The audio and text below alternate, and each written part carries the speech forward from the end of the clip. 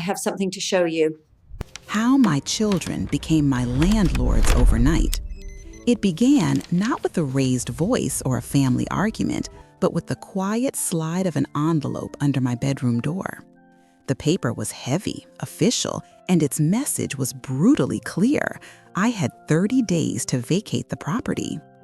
In the house I had filled with 40 years of memories, scraped to pay off, and raised a family in, I was now just a tenant in default. And the names signed with confident, familiar strokes on the line marked landlord? My son, Mark, and my daughter, Sophia. The cold weight of the eviction notice in my hand was an anchor, pulling me back through time. The shock had receded, leaving behind the icy clarity of hindsight. My mind, a librarian's mind, trained to find the origin of things, bypassed the recent weeks of growing unease and settled on a single sun-drenched afternoon 6 months prior. It was the day the trap was set, not with steel and wire, but with gentle words and the illusion of love. They had cornered me in the sunroom, my favorite place in the house. It was a Tuesday. I remember because the light was catching the dust motes dancing in the air, a small, ordinary magic I always loved.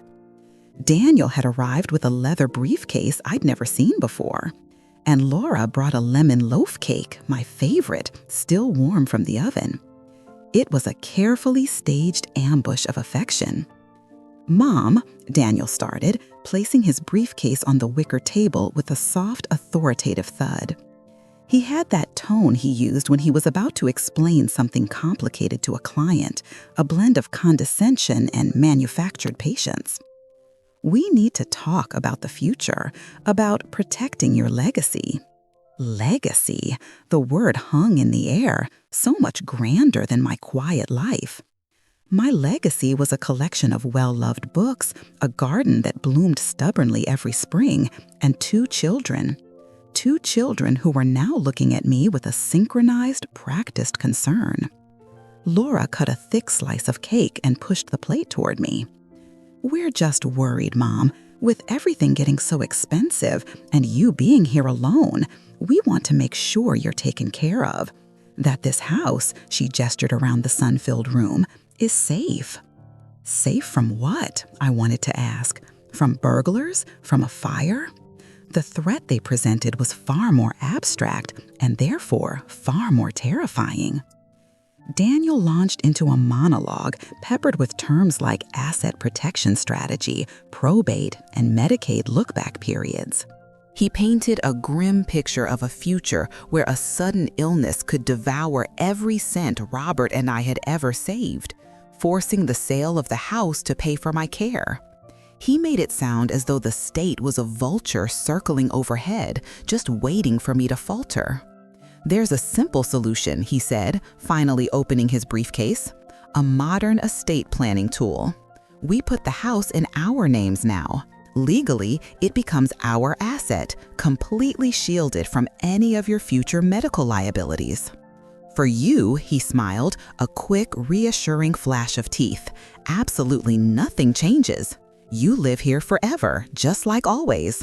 We'll just handle the property taxes and the big bills from a joint account. It's cleaner, it's safer, it's just sensible." A small, cold knot of doubt formed in my stomach. Wouldn't I need to speak with Arthur Finch about this? He's handled our finances for 30 years. Laura reached across the table and covered my hand with her own. Her skin was warm, her touch gentle. It was the hand I used to hold when we crossed the street. "Mom, Arthur is wonderful, but he's from a different era. This is what people do now. Daniel had a top lawyer draft the papers. It's completely standard." "We're protecting you from the system," Daniel added, his voice firm. "And we're protecting our inheritance. This house is all we'll have left of you and Dad." That was the line that broke me. The insinuation that my prudence was standing in the way of their security. That my desire for a second opinion was a betrayal of their future. They had woven a narrative where their financial gain was an act of filial devotion.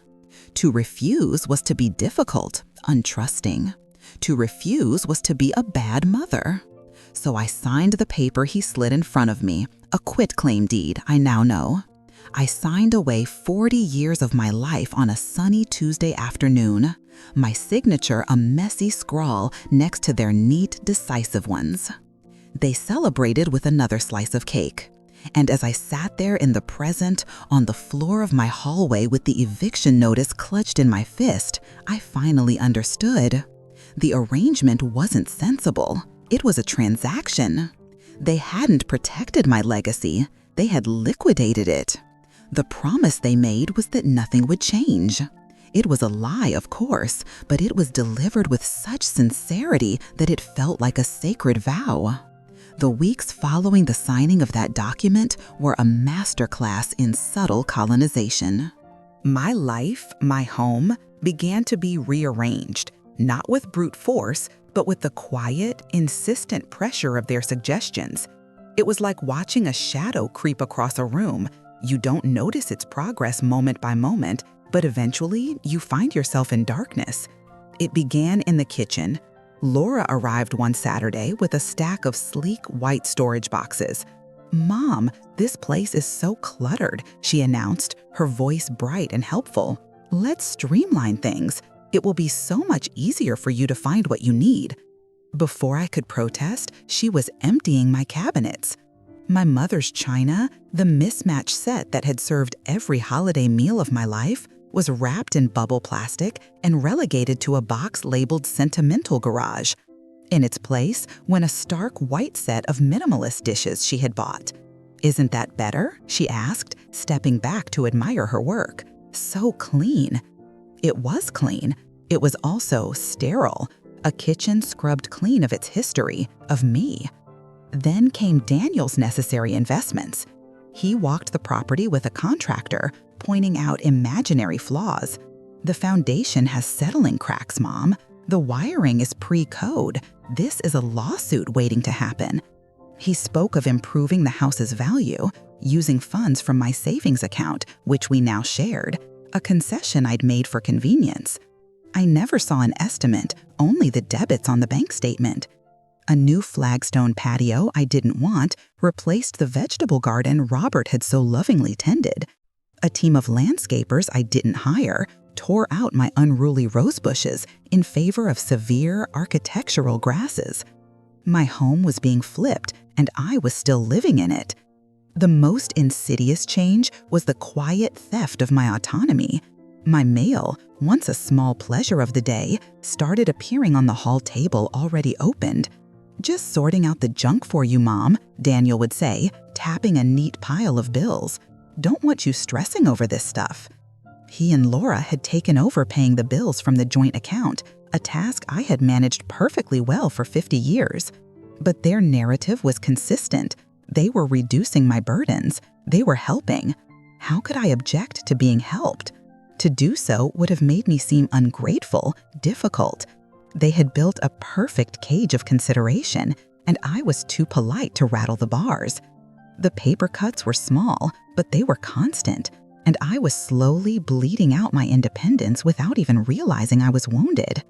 The illusion of family shattered on a Thursday morning over a piece of paper left on the kitchen counter.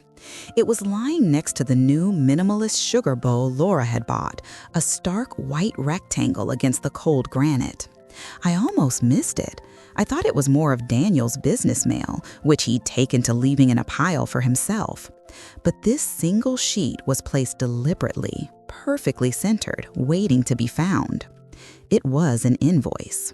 The letterhead was glossy, printed with a name I didn't recognize, Vance Property Solutions, LLC. Underneath, in smaller letters, was the address of Daniel's downtown office. A chill, entirely separate from the morning air, traced a path down my spine. This wasn't a bill from a third party. This was a bill from my son. My eyes scanned the single line item, emergency boiler replacement installation. The amount listed was staggering, a figure that would have represented nearly a year of my librarian's salary before I retired. A wave of dizziness washed over me. I gripped the edge of the counter, my knuckles turning white. An emergency replacement? Robert and I had the boiler serviced every single autumn. The last time had been just a month before he passed away, and the technician, a kind man named Mr. Henderson, had assured me it was a sturdy unit with another decade of life in it. Easy. I still had his receipt filed away in the study. There had been no emergency.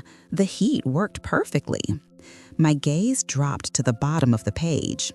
Typed neatly was the total, followed by a handwritten note in Daniel's sharp, decisive script. A script I had taught him how to form, guiding his small hand over the paper at this very kitchen table. The note was 5 simple words that redefined my entire world. Your half of the monthly upkeep. It wasn't a request, it was a demand. The language wasn't that of a son to a mother. It was the cold, impersonal language of a business transaction. Your half. As if I were a roommate. As if my 40 years of mortgage payments, of nurturing, of sacrifice had been reduced to a simple 50-50 split on a ledger. The sensible arrangement was a lie. The convenience of the joint account was a lie. This piece of paper was the truth. I thought of the new patio, the expensive grasses that had replaced my roses, the white, soulless dishes in my cupboards. They weren't investments in the property. They were withdrawals from my life. Each one had been a test, a small push to see how far they could go before I pushed back. My silence, my politeness, my desire not to cause a fuss. They hadn't seen it as maternal grace. They had seen it as a green light. I looked at the invoice again, but this time with the cold precision of a librarian researching a primary source. Vance Property Solutions, LLC. The lie was so brazen, so formally constructed. The fabricated boiler emergency wasn't just an overcharge, it was fraud presented on a professional letterhead. The fog of hurt began to burn away, replaced by something I hadn't felt in a very long time. A cold, clarifying anger. They had not only stolen from me, but they had also insulted my intelligence. They had assumed I wouldn't remember the boiler, wouldn't question the cost, wouldn't understand the implication of that 5-word note. They had mistaken my love for weakness. That was their first critical mistake. The invoice lay on my desk, a white flag of war in the quiet sanctuary of my study. The anger had burned itself out, leaving behind something harder and more useful, resolve. For 2 days I had circled it, studying it like a biologist examining a venomous specimen. Vance Property Solutions, LLC. The audacity of it, the clinical cruelty of your half. They had not only declared their intentions, they had given them a letterhead. My first impulse was to confront them, to wave the paper in their faces and demand an explanation. But what would that accomplish? They would have a story ready, a tapestry of lies about business formalities and tax efficiencies. They would express hurt that I would even question their motives. Laura would cry. Daniel would become indignant. They would turn it around somehow, and I would end up being the one to apologize. It was a dance I had performed my whole life, and I was suddenly profoundly tired of the music. No, confrontation was their game, a field of emotional landmines where I always lost. My field was quieter. It was the library, it was research, it was facts and evidence. Before I spoke to them, I needed to understand the weapon they had used against me. There was only one person I trusted to speak to, a voice from a life that still made sense.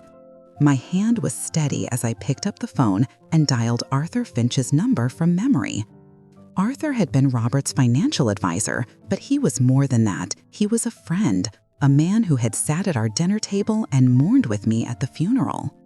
He was a bastion of methodical, unexcitable competence.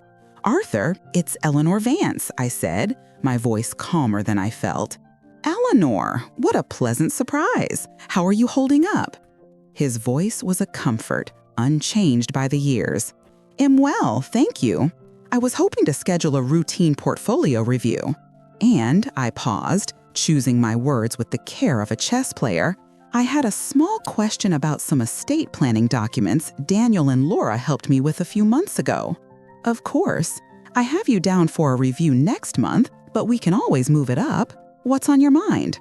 I took a breath. They set up what they called a sensible arrangement to protect the house from future medical costs, something to do with Medicaid. I signed the deed over to them, a quitclaim deed, Daniel called it. I used their exact words, wanting to hear how they sounded in the ears of a professional. The silence on the other end of the line was short, but it was a chasm.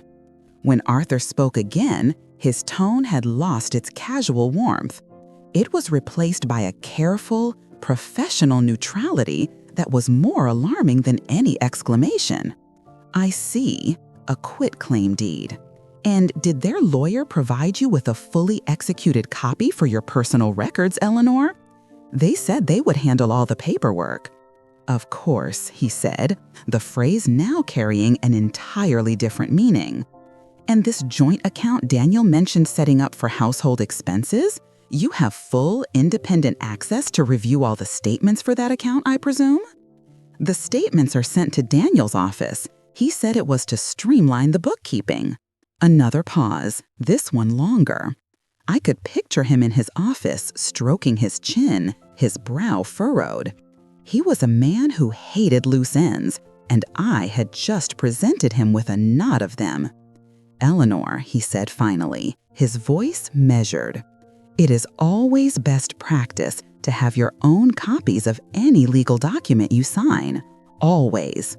Before we meet, it would be very helpful if you could locate your copy of that deed, and perhaps get your hands on the last few statements from that joint account, just so we have all the facts in front of us. He wasn't giving me advice. He was giving me a task, a starting point. He was telling me, without saying the words, that I was in trouble and that the only way out began with evidence. The conversation was over in less than 5 minutes, but it had irrevocably altered my course. He had handed me the first 2 items on a checklist. He had given my anger a purpose. I hung up the phone. The fear was still there, a cold stone in my gut, but it was no longer paralyzing. It was fuel. I walked out of the study, leaving the invoice on the desk. It was no longer a threat. It was Exhibit A. My first step was not to argue, not to cry, but to find the truth, hidden somewhere in the files and statements of the life they were so carefully rearranging. Arthur's voice lingered long after I had hung up the phone, not his words, but the careful, professional space between them. It was in those silences that his warning lived. My home, once a place of comfort, had become a grid of unknown variables. My children, once the center of my life, were now subjects of investigation. The quiet fear that had prompted my call to Arthur had a new texture now. It was no longer a nebulous dread, but the sharp, specific anxiety of a person who knows they are being watched, their every move anticipated. My mission, assigned by Arthur's cautious questions, was simple: find the documents. The quitclaim deed was a fortress I couldn't yet breach. Daniel had swept away all copies with the smooth efficiency of a magician hiding his trick. But the bank statements for the joint account were different. They were physical objects that arrived in the mail that Daniel now collected every day with the punctuality of a train conductor. For 3 days, I became a ghost in my own hallways, observing his ritual. He would arrive around 10, his car keys jingling a cheerful, dissonant tune. He'd scoop the mail from the slot, stand at the hall table, the same one where Robert used to drop his briefcase, and sort it into 2 piles. One was a small, neat stack of business envelopes, which he'd tuck into his briefcase. The other, larger pile of catalogs and flyers he would drop directly into the recycling bin by the door. He was thorough, meticulous. He left nothing behind. Hope began to fray at the edges. How could I find what was so systematically being kept from me? I felt foolish, a 72-year-old woman playing spy games against her own son. The thought was so exhausting, so humiliating, that on the fourth day, I almost gave up. I decided to clean, to lose myself in the simple, honest work of dusting and polishing. I was running a dust cloth along the baseboard behind the hall table when my fingers brushed against a piece of paper wedged tightly in the gap between the table leg and the wall. It was a single envelope, crumpled and dusty. My heart gave a painful lurch. It must have slipped from Daniel's grasp during his sorting and gone unnoticed. The return address was that of the bank. My hands shook as I carried it into the study and closed the door. The envelope was for the statement from 2 months prior, a period before the fraudulent boiler invoice, back when I still believed in the sensible arrangement. I slid it open with Robert's old letter opener, my breath held tight in my chest. I scanned the columns of numbers, my librarian's training taking over. There were the usual debits, the town for property taxes, the utility company, the landscapers Daniel had hired. Then I saw it. A single, glaring transaction that didn't fit. A charge for over $4,000 made out to the Gilded Poppy. I had never heard of it. It sounded like a pub or a flower shop. But Daniel didn't frequent pubs, and Laura only bought flowers from the supermarket. I sat down at my computer, my fingers clumsy on the keyboard, and typed the name into the search bar. The result that appeared made the blood drain from my face. The Gilded Poppy was not a pub. It was a luxury handbag boutique downtown, the kind with a security guard at the door. The kind Laura was always sighing over in the pages of glossy magazines. $4,000, an amount that could have paid my property taxes for half the year. An amount she had once tearfully asked to borrow for a down payment on a car, a loan I had given her without a second thought. This was not an investment in the property. This was not managing my expenses. This was theft, plain and simple. It was my money, siphoned from an account I could no longer see to pay for a leather accessory. The betrayal was so intimate, so petty, it felt more wounding than the grand deception of the house itself. The boiler was a cold business tactic. This was a personal insult. It was Laura looking me in the eye, telling me she loved me while her hand was in my purse. I carefully folded the statement, the paper a damning piece of evidence. The quiet fear had a new name now, certainty. I was not mistaken. I was not confused. I was being systematically robbed by the 2 people I loved most in the world. And the first thing I had to do was confront them. I decided against an ambush. I waited until Sunday dinner, a weekly ritual that had survived even their slow, methodical takeover of my life. I wanted witnesses, even if the only witness was the setting sun casting long shadows across the dining room table. I let them settle in, Laura chattering about an event she was planning, Daniel complaining about a difficult client. I listened, a spectator at my own execution, waiting for the right moment. When Laura paused for a breath, I placed the bank statement on the table between the salt shaker and the pepper mill. "I found this," I said, my voice even, betraying none of the acid churning in my stomach. "I was just wondering about this charge here, the Gilded Poppy. $4,000 is a lot of money." The shift in the room's atmosphere was instantaneous. Laura's cheerful expression froze, the color draining from her cheeks. Daniel, however, recovered in a heartbeat. He picked up the statement, glanced at it, and then looked at me, his expression a perfect blend of confusion and pity. "Mom, we talked about this," he said, his voice gentle, corrective. "Don't you remember? Laura's car had that major transmission issue. The garage wouldn't even start the work without a deposit." I stared at him, my mind scrambling. Car trouble? She drove a 3-year-old vehicle, still under warranty. We had never discussed it. "No, Daniel, we didn't talk about this." Laura found her voice then, a small, wounded sound. "We did, Mom. I was in tears. You told me not to worry, that you wanted to help. You told Daniel to just handle it from the account." She looked at me, her eyes wide and pleading, a silent actress begging me to remember my lines in a play I'd never read. "That's not true," I said, the words feeling thin and weak in the face of their united front. "I would remember a $4,000 car repair." Daniel sighed, a long, theatrical exhalation of a man burdened by an impossible task. He reached across the table and placed his hand over mine. It felt like a stone.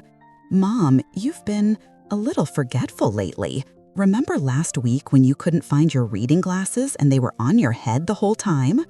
It was a masterful stroke of cruelty, taking a small, meaningless moment of senior absent-mindedness and sharpening it into a weapon.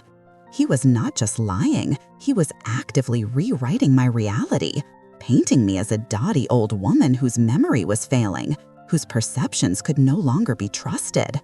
"That has nothing to do with this," I insisted, but my voice trembled. They were sowing seeds of doubt, not just for each other, but for me. Could I be mistaken? Had I forgotten? Laura leaned forward, her face a mask of concern. "We're just worried about you, Mom. Maybe all this financial stuff is becoming too much for you to handle. It's why we wanted to help in the first place, so you wouldn't have to stress."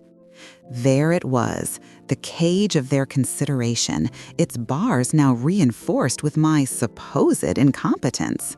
They had an answer for everything, an answer that always led back to the same conclusion.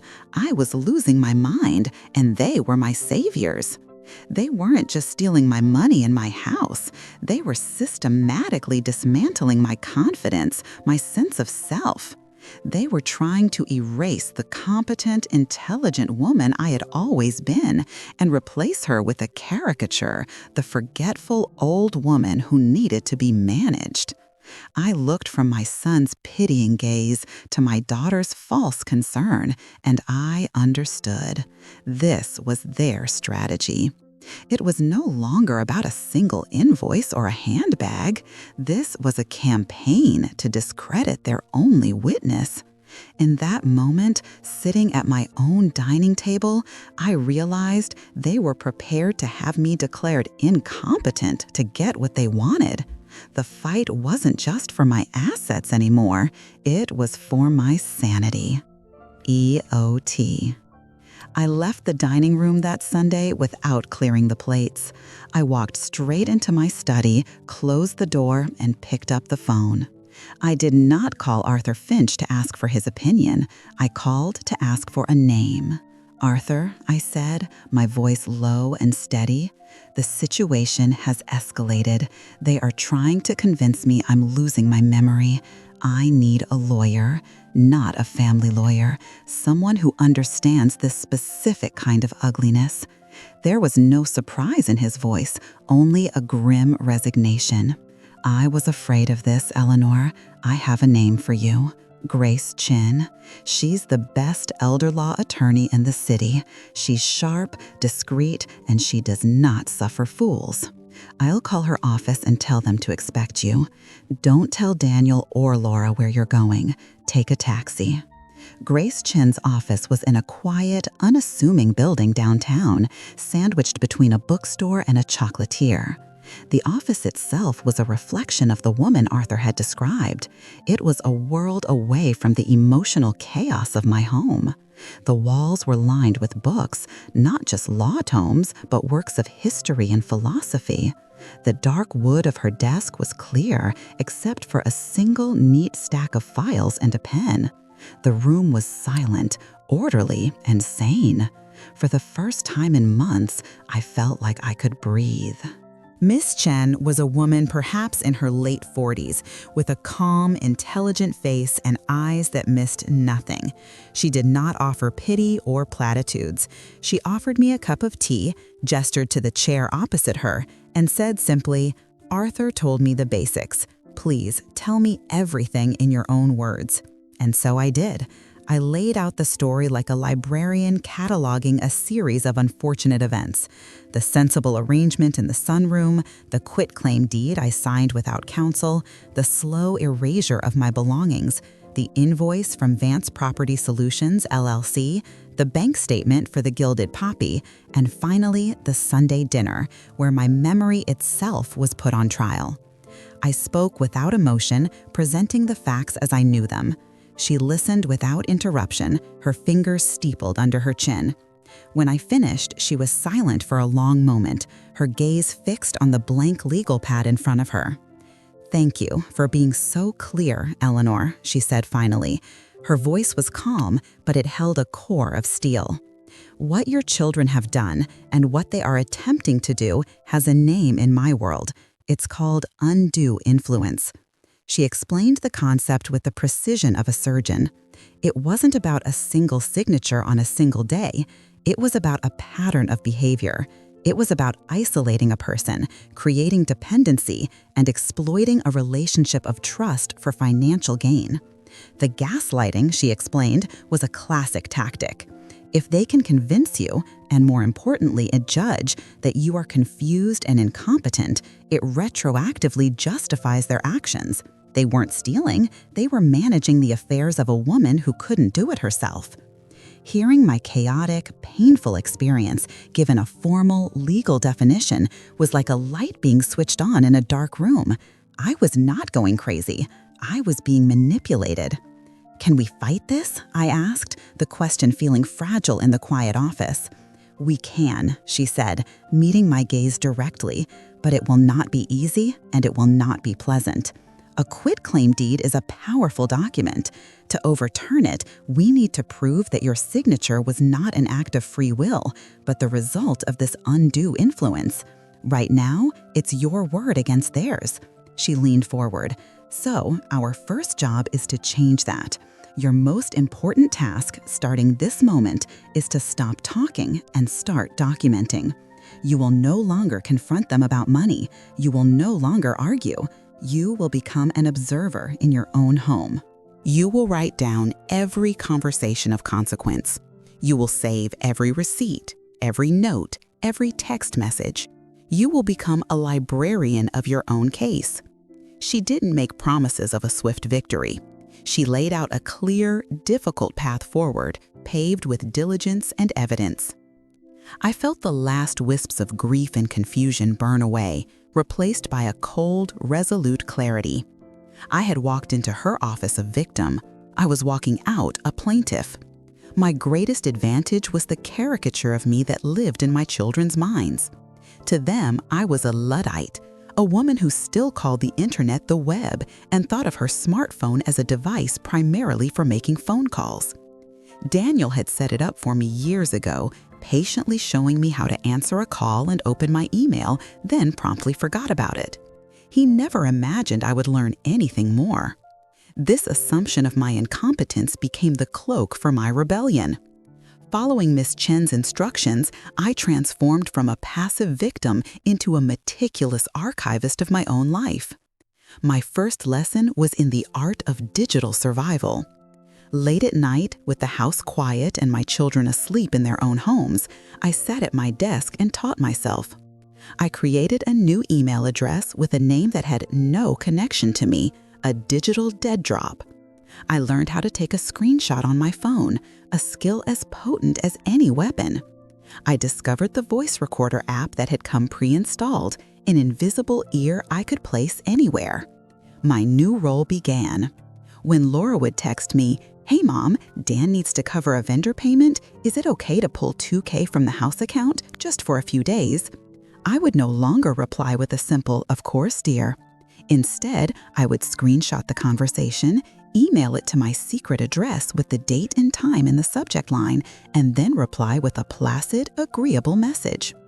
Each exchange became a digital breadcrumb, a verifiable data point in their pattern of exploitation.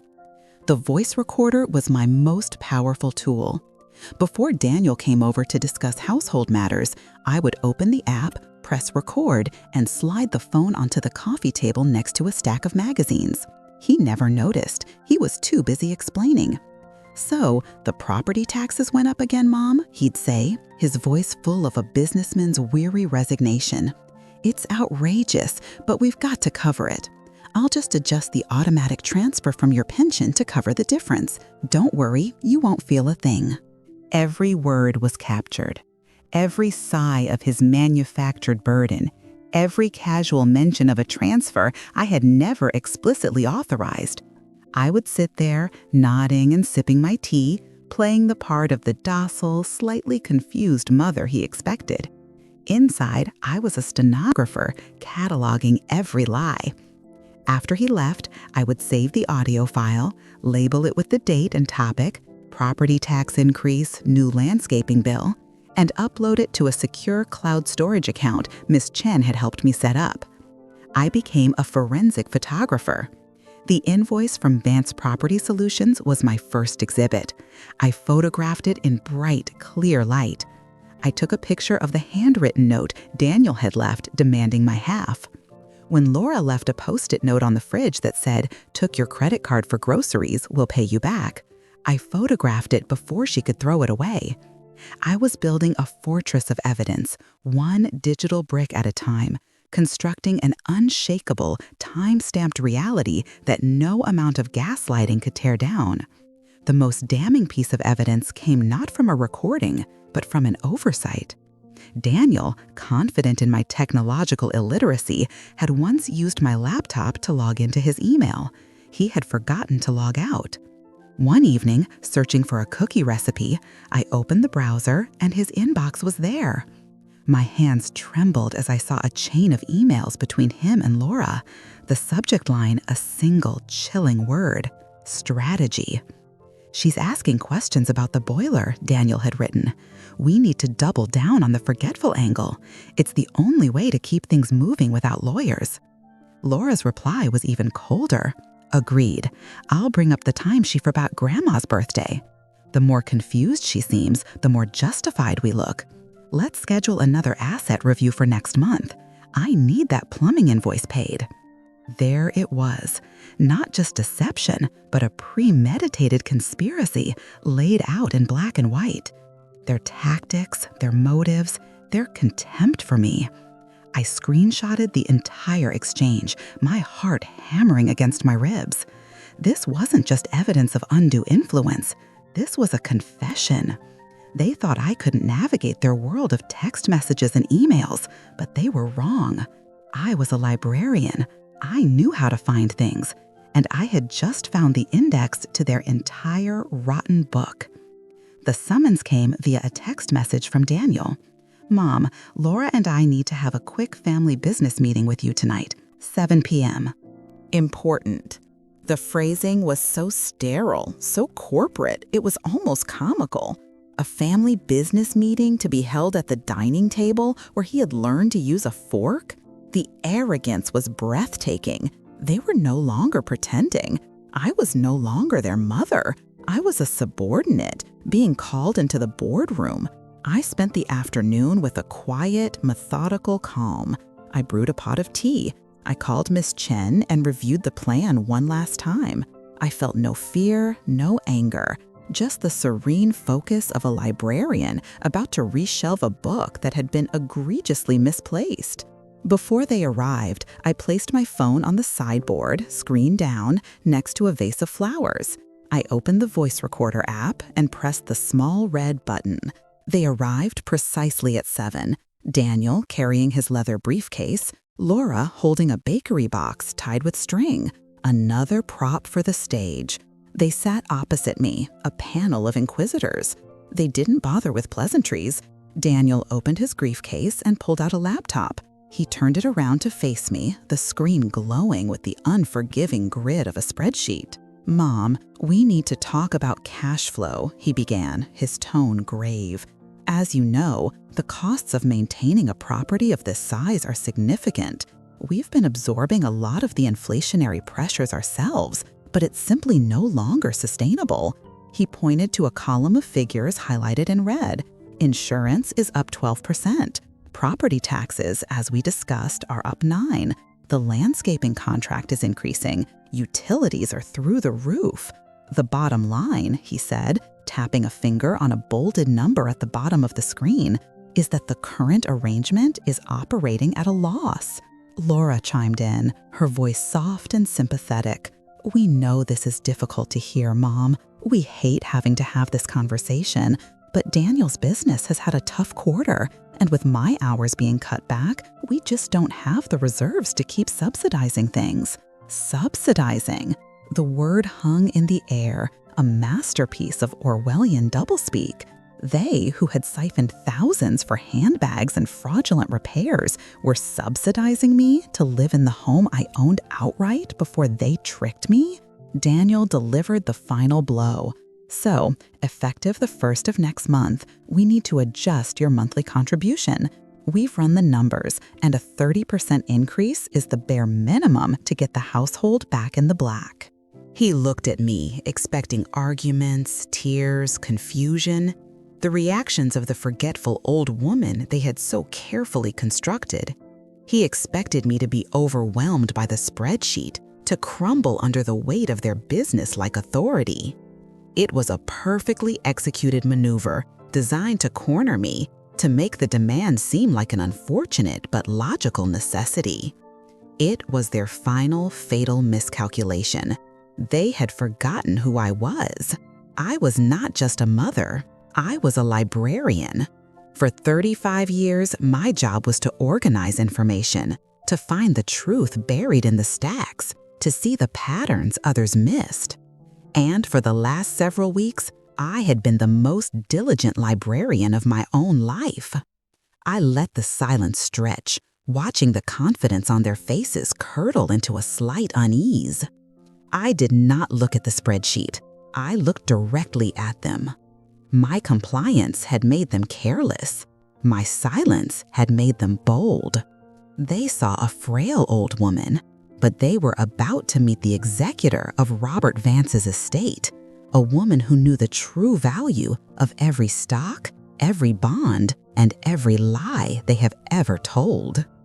I let Daniel's words hang in the air, a monument to his own greed.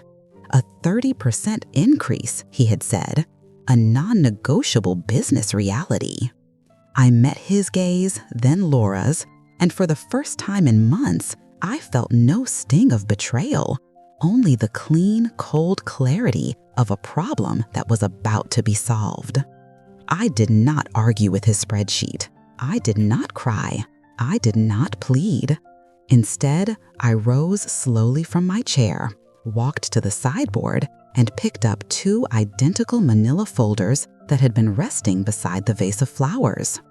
I returned to the table and, with a quiet deliberation, slid one folder across the polished wood to Daniel and the other to Laura. The folders landed with a soft, definitive sound. It was the sound of a closing argument. Daniel looked at the folder, then at me, a flicker of irritation in his eyes. "Mom, what's this? If you have some old bills you want me to look at, we can do that later. We need to focus on the budget right now." "Open it," I said. My voice was quiet, but it carried a weight that made them both pause. Laura, ever the more hesitant of the two, opened hers first. Her eyes widened as she read the first page. Daniel, annoyed, flipped his open impatiently. The room went silent. The only sound was the steady ticking of the grandfather clock in the hall, a sound that no longer felt like a countdown, but like the metronome of justice. The first page was a letter from the law offices of Grace Chen. The language was not emotional, it was surgical. It formally alleged multiple counts of elder financial abuse, breach of fiduciary duty, and intentional infliction of emotional distress. It described a systematic campaign of manipulation, isolation, and exploitation. It demanded the immediate and unconditional rescission of the quitclaim deed signed under what the letter termed clear and demonstrable undue influence. Behind that letter was the architecture of their downfall, meticulously cataloged and cross-referenced by me. Exhibit A, a high-resolution photograph of the invoice from Vance Property Solutions, LLC, for the fraudulent boiler. Beside it, a copy of the receipt from Mr. Henderson's plumbing service from the year before, confirming the boiler was in perfect health. Exhibit B, the bank statement, with the $4,000 charge to the Gilded Poppy circled in red ink. Exhibit C, a full printed transcript of the conversation we were having at that very moment, captured by the phone on the sideboard, a conversation in which they demanded a 30% rent increase from a woman they claimed they were subsidizing. And then came the final exhibit, the one that made the blood drain from their faces. A perfect, undeniable printout of the email exchange between them, the one with the subject line, strategy. There were their own words, planning to double down on the forgetful angle, discussing how to manufacture invoices to cover Laura's expenses. It was a confession, signed and delivered by their own carelessness. I said nothing. I let the files speak for me. I watched Daniel's face, a mask of arrogant composure, crumble into disbelief, then into a raw, sputtering panic. I saw Laura's hands begin to tremble, her eyes darting from the pages to my face and back again, as if she couldn't reconcile the woman in front of her with the evidence in her hands. The forgetful old woman was gone. In her place sat their mother, the librarian, who had quietly and methodically checked out every piece of evidence on their crimes and was now demanding they be returned to the proper shelf. The spreadsheet on the laptop between them was forgotten, its glowing numbers suddenly meaningless in the face of the stark, black and white truth I had placed on the table. The family business meeting was over. The deposition had just begun. The silence that descended upon the dining room was a physical entity. It was heavier than grief, deeper than any argument we'd ever had. It was a vacuum, sucking all the air and warmth out of the room, leaving only the cold, hard fact of the files on the table. For a full minute, the only sound was the rustle of paper as Daniel frantically shuffled through the pages, his face a disbelieving mask.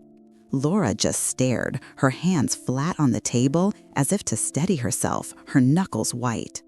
Daniel was the first to break. He threw the folder down, the paper scattering. "What is this?" he sputtered, his voice a choked whisper that quickly rose to a yell. "What the hell is this, Mom? Did Arthur put you up to this? Is this his idea of a joke?"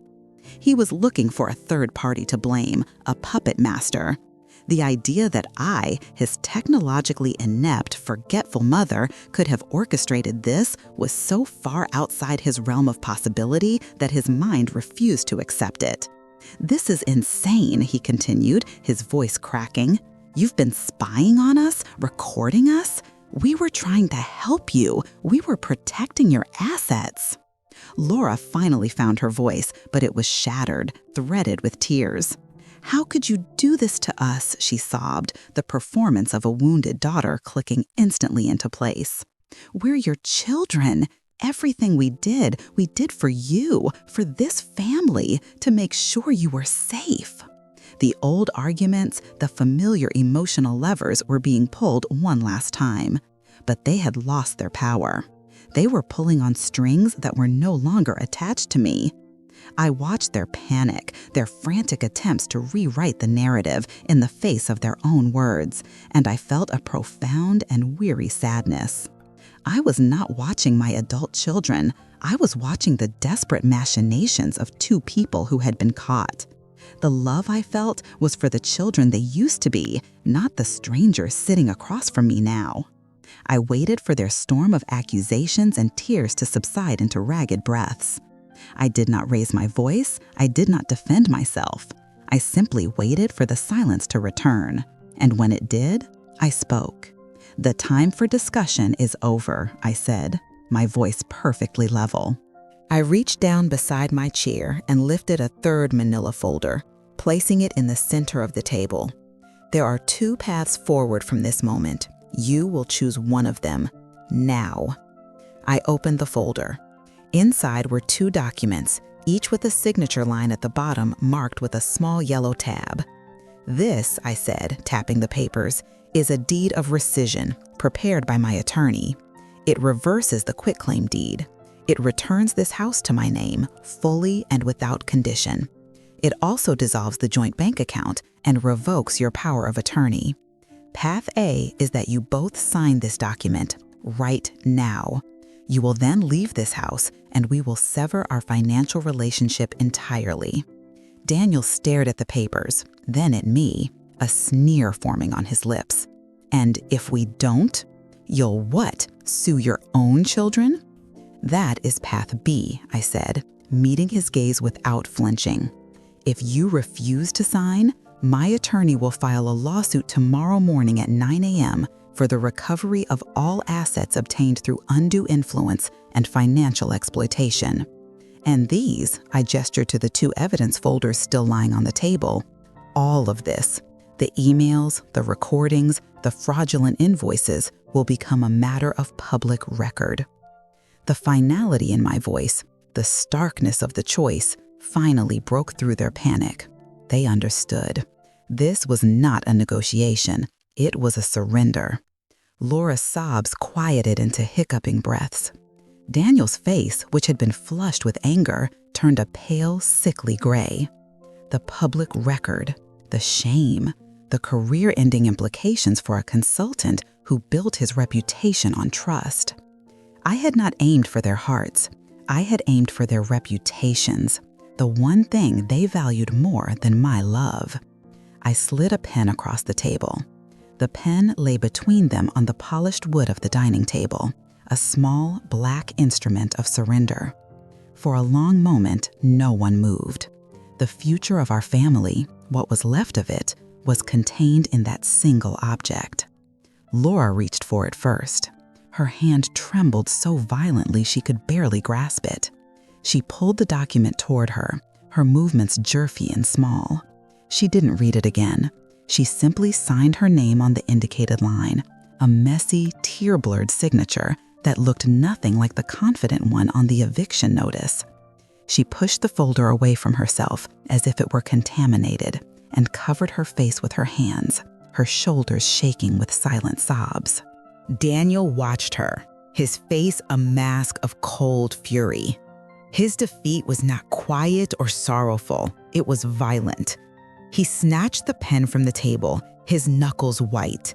He didn't pull the document closer. He leaned over it, his body tense, and slashed his name onto the page. It was an act of aggression, not capitulation. The ink was dark and angry. He stood up, shoving his chair back with a grating screech. He didn't look at Laura. He didn't look at the files. He looked only at me, and in his eyes, I saw the death of every good memory we had ever shared. There was no remorse, only the pure, hot rage of a thwarted predator. "Are you happy now?" he said, his voice a low hiss. I did not answer his question. It did not deserve one. "Your keys," I said, my voice calm. I held out my hand. For a second, I thought he would refuse, that he would make one last stand. But the fight had gone out of him, leaving only a hollowed-out resentment. He reached into his pocket, pulled out the familiar brass key to the front door, and dropped it on the table.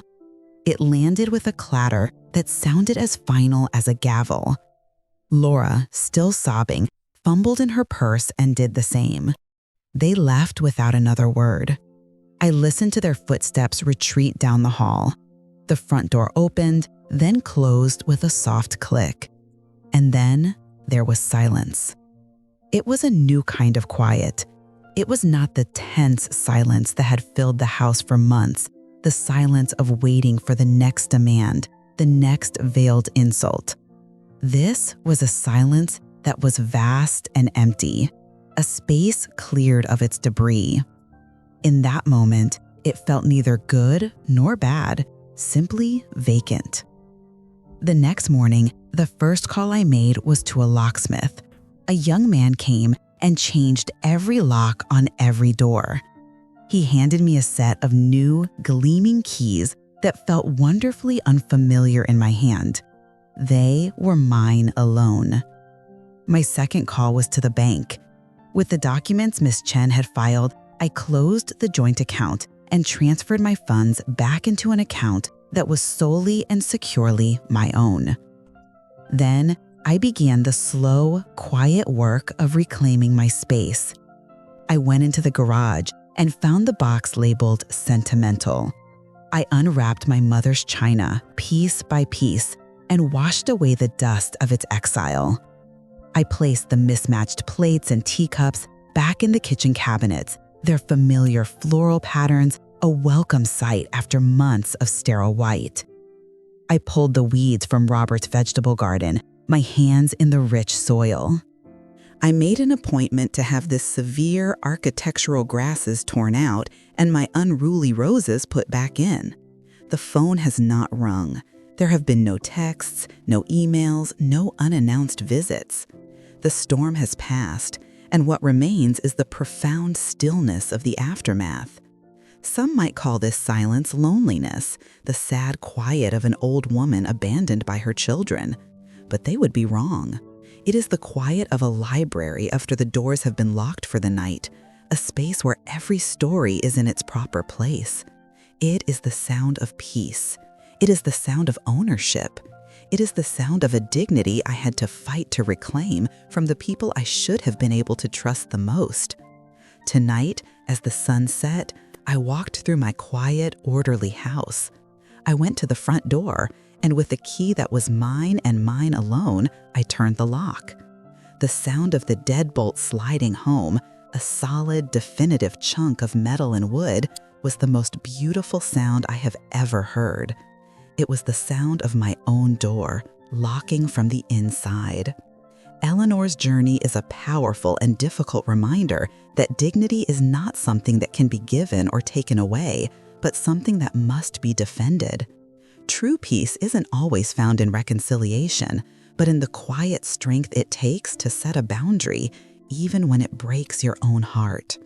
The sound of that final lock turning was not an act of bitterness, but a profound declaration of self-worth. We hope this story from Sylora Stories resonated with you and sparked some deep reflections.